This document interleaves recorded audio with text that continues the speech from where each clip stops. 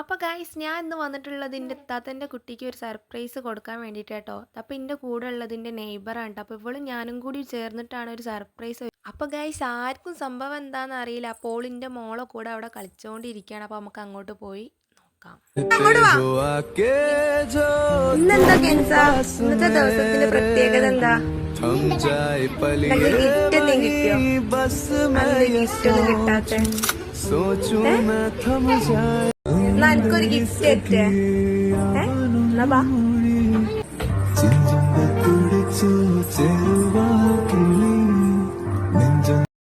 അപ്പോൾ ഗൈസ് അങ്ങനെ ഗിഫ്റ്റൊക്കെ കൊടുത്തിട്ടോ. ഗിഫ്റ്റ് എന്ന് പറയാൻ അങ്ങനെ ഒന്നുമില്ല.